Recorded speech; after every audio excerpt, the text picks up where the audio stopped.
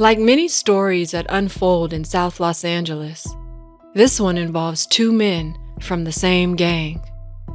Both members of the Rollin 60s, Eric Holder and Nipsey Hussle, would cross paths on a Sunday afternoon in a conversation that would end in tragedy.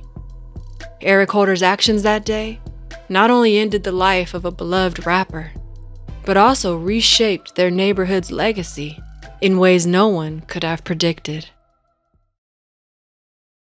Eric Holder was born on November 21st, 1989, in Los Angeles, California. He grew up in a neighborhood of the Rollin 60s, one of the largest street gangs in LA. At a young age, Eric Holder's life would become intertwined with the Rollin 60s, who had long since established themselves as a dominant gang in the area. Eric attended Crenshaw High School, a school known for producing countless successful NFL players, musicians, and rap stars. And like many before him, Eric also wanted to be a star, a rapper, calling himself Fly Mac for his rap name. But Eric Holder's life took a significant turn at age 19 when he was diagnosed with auditory schizophrenia. His father would later reveal through a letter that his son often heard voices that made him paranoid and erratic and led to unpredictable behavior like fighting.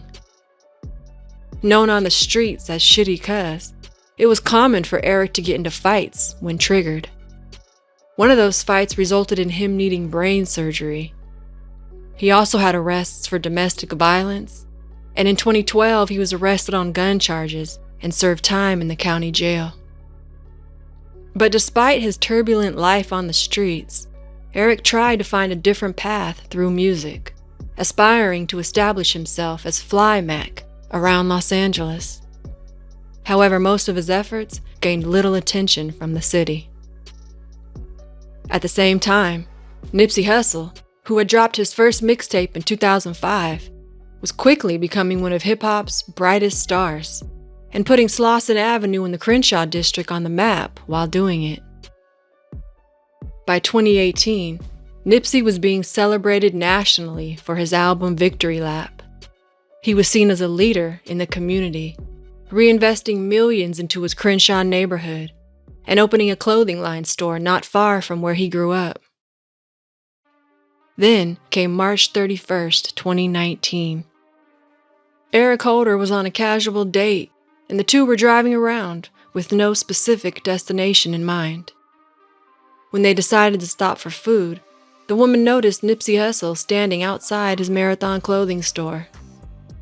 When Eric noticed, he got out of the car to speak to Nipsey in what first seemed like a normal conversation. But during their conversation, Nipsey mentioned hearing rumors about Eric cooperating with law enforcement, and he encouraged him to clear his name so he wouldn't be seen as a snitch. The talk only lasted a few minutes and ended quietly. Eric's date even approached Nipsey after the conversation and asked for a selfie. Eric Holder gave no indication of what was to come.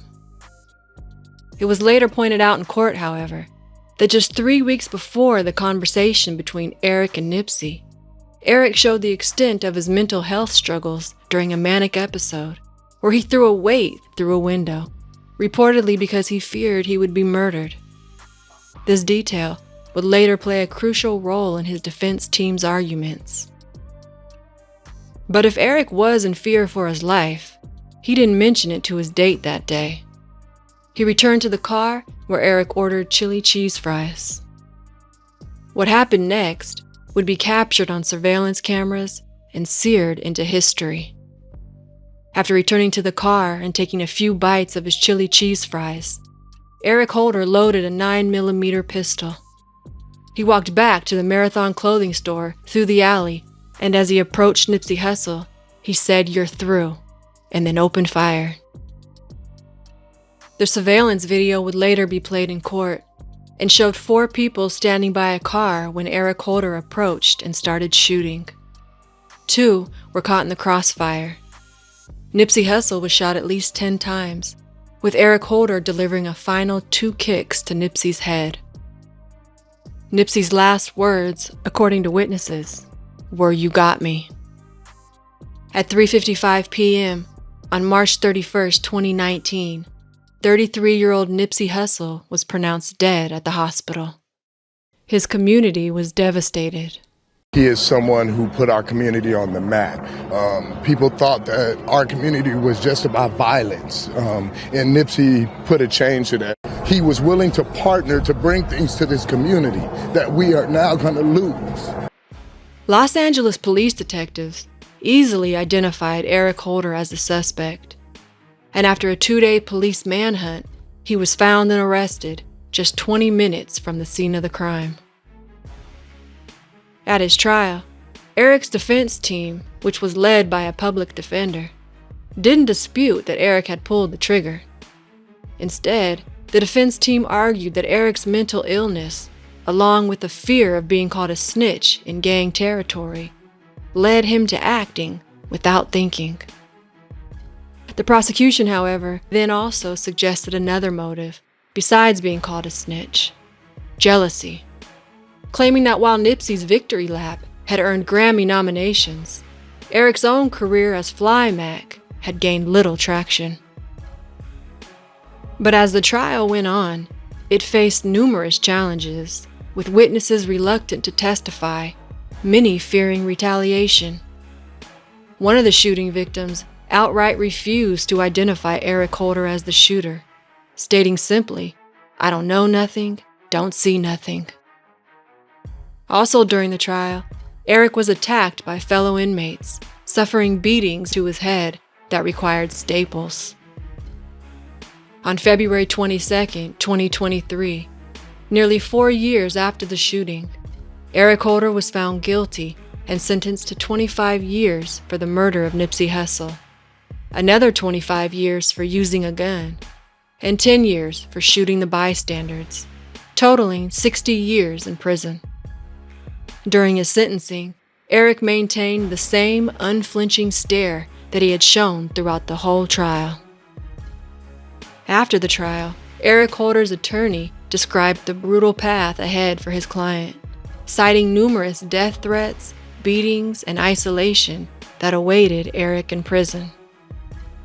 Today, Eric Holder's name is remembered as one of hip-hop's darkest moments, while Nipsey Hussle's legacy lives on through his music, his family, friends, and the neighborhood and community that he gave so much. And although Nipsey's murder forever altered the course of so many lives in the Crenshaw district and beyond, his creative vision for entrepreneurship as a path out of violence and poverty still serves as motivation for all his fans, and will continue to do so for future generations.